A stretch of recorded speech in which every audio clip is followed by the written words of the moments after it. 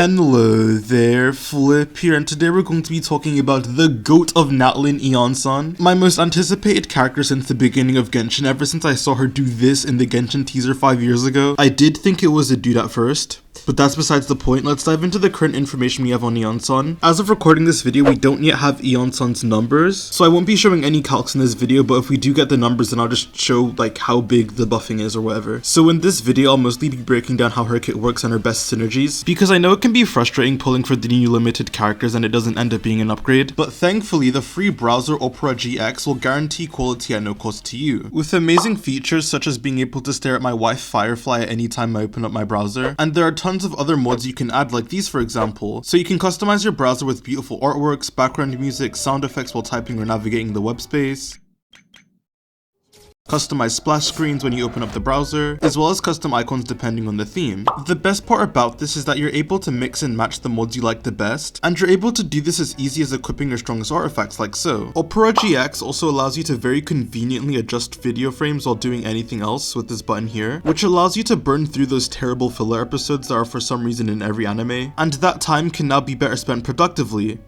like theory crafting the best weapon for your DPS. And if you're too attached to your old browser because, oh no, all my settings, bookmarks, extensions, cookies, and very not degenerate browsing history, whatever will I do? But just like how characters go from this to this in one episode, in just a few clicks like so, everything you could possibly need from your old browsers will be transferred over, so there's no need to worry. And I haven't even talked about the fact that Opera GX has a built-in VPN, sidebar with all your favorite apps easily accessible, being able to monitor and control your CPU and RAM usage, allowing you to mint pick much more efficiently. This browser does everything you could possibly need and more, so if you want the feeling of winning 3 50/50s in a row while surfing the web, make sure to download Opera GX for free with the link in the description below. Thank you Opera GX for sponsoring the video, now back to it. So Iansan is going to be a 4-star Electro Polearm character. Yes, Iansan got the Ningguang curse being a poster region character but still ending up as a 4-star. But with her current kit, assuming the numbers are good, then I'm not complaining that she's a 4-star. As standard, the normal attacks do absolutely nothing. The only unique thing is Iansan's charge attack, and it seems to just be a collective of plenty thing in general, just like how the Masters of the Night Wind do a special jump and have a special charge attack. But when Iansan does their charge attack, they will consume stamina and charge forward, dealing damage on their path. I would imagine something similar to Malvika's bike dash. Oh, also, while in the Night Soul Blessing state, I could be reading this wrong, the translation isn't very clear, but it seems that Iansan will have their charge attack convert into a plunging attack, or enables a plunging attack that does AoE electro damage without consuming stamina, and restores Iansan's Night Soul points to its maximum when this charge attack plunge is triggered. Moving on to her elemental skill, she dashes forward, and after this dash ends, you get to do that special charge attack plunge for free. And after casting her skill or doing the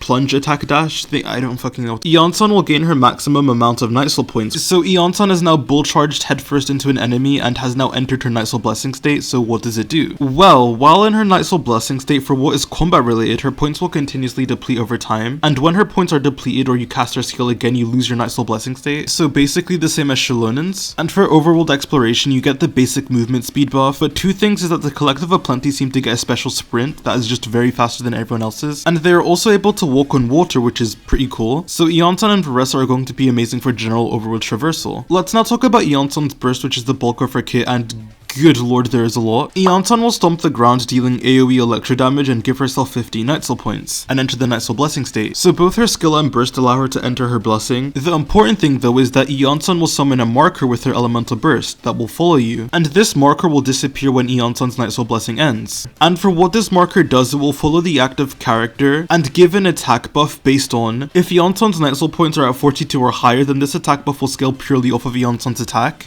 But if Iansan is at 42 Night Soul points or lower, then this attack buff will scale off of Iansan's attack and Night Soul points. So this is where we have to get into speculation territory slightly, but considering the rest of Iansan's kit and constellations, it facilitates having really high Night Soul points. So my guess is that if you can maintain a high Night Soul point count, then your attack buff is going to be stronger, but if you can't maintain a high Night Soul point count and fall below 42 points, then you just get a copium attack buff. Something to keep in mind is that even though this attack buff scales off of a percentage of Iansan's attack, it isn't an attack percent buff, it's a flat attack buff like Bennett. I guess guess we can talk a bit about a Bennett comparison, but another thing to keep in mind is that Bennett's attack buff is based on his base attack, which is his weapons based attack and his attack from his base stats when you level him up. Iansan's, however, seems to be based on her current attack, which means that attack buffs like noblesse or attack substats and pieces will make her attack buff stronger. So I expect the scaling of it to be weaker in order to compensate for this fact. Bennett is able to give 1000 flat attack to your active character. Sara gives 600 flat attack. Okay, the Iansan leaks are coming out as I speak, so I'm just gonna wait like 10 minutes. Okay, yeah, I was completely right. You want to upkeep a higher Night Soul point count for a bigger buff. And not only that, but this flat attack buff is as strong as Sara's. And with her constellations and with the scroll set, her buffing overall is better than Bennett's technically, assuming you can stay above the 42 Night Soul point limit. Another upside to Iansan is that her mark lasts for 12 seconds and spoiler warning is 15 seconds with C2, so her uptime is kind of nuts as well. Bennett's field lasts for 12 seconds, but it lingers for like a second and a half longer than stated, and even with that, Iansan is about a second longer, while not having any circle impact either, which is a massive positive. Iansan incentivizes keeping a high Night Soul point count for her buff, so let's talk about how to actually do that. Her marker will record your active character's movement, and every second, based on how much your character has moved, Iansan will restore Night Soul points. So essentially, the more your character moves, the more Night Soul points Iansan recovers, helping you upkeep her stronger buff. This was designed with Veressa in mind, as she's a plunge character that seems to have both vertical and horizontal movement, so she's going to move a lot. But also, is this another Chlorinde upscale I hear?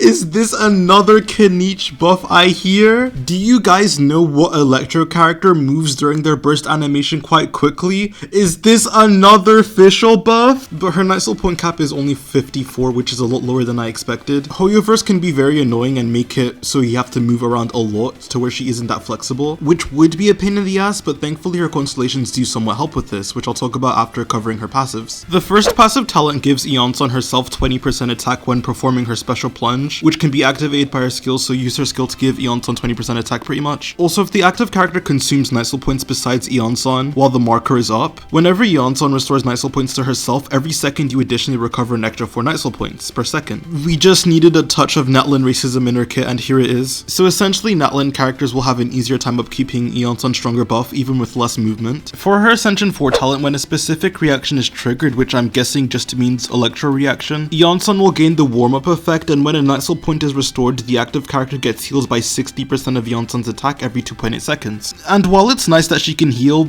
it's a terrible amount of healing. Using 2.5k attack as an example, this would only heal you for 1.5k every 3 seconds, which is not a lot. So her defensive utility isn't that good. If you struggle to play healerless, you might want to stack extra defensive utility onto your teams. A good thing about most of the Natlan cast in general is that they move around so much that you tend not to get hit, which is something I notice a lot when playing Muolani, and Chaska just flies above everything. Chaska being a plunge spammer most likely leads into the same case, so maybe you wouldn't struggle with Natlan characters, and Chlorinde just heals herself anyways, but with everyone else, again, you might want to stack extra defensive utility. And before talking about her synergies, Iansan is a 4-star, so let's talk about how good her constellations are. C1 will give Iansan 15 energy if at least 6 Night Soul points during her skill are restored. She's a 70 cost at a base. This would make her a 55 cost, and with scroll that makes her 49 cost. Iansan C2 will basically bypass her talent requirement of needing to do her charge attack plunge for the attack buff, and just bursting gives the attack buff to herself for some quality of life, I guess. C3 goes towards her skill, which sucks because her burst is better. C4 pretty much just makes her restore even more Night Soul points for extra quality of life. I'm not reading all of that. Please take a guess at what her C5 does, but yes, it's very important. And finally, for her C6, Iansan's marker lasts for 3 extra seconds, which is what allows her buff uptime to be 15 seconds. Additionally, if Iansan ever overcaps some points, she will then give the active character 25% damage buff, because why not? She's Natlan, by the way, so she's most likely going to hold scroll as well, so this means she can give a 65% damage bonus total, 30% attack, and around 700 base attack. Auroron, Sara, I am so sorry. So theoretically, assuming you can upkeep 42 Night Soul points, on paper her buff is just stronger than Bennett's, even if you're a pyro character, and my calcs assume that there's no pyro resonance on the team either. But with the Iansan's kit covered, let's go over her best synergies. This isn't going to be all of her use cases, but just the ones I could come up with off the top of my head. First things first, she's obviously going to work really well with Veressa and be her best Electro teammate. They were loosely designed with each other in mind, so expect them to be inseparable. Sticking with Electro characters, Chlorinde gets another buff because she just needed more teammates. Chlorinde Bennett moves a lot, so she'll be able to upkeep Iansan's stronger attack buff, and this should be good for a multitude of her teams. I expect her to just be Chlorine's best second Electro partner at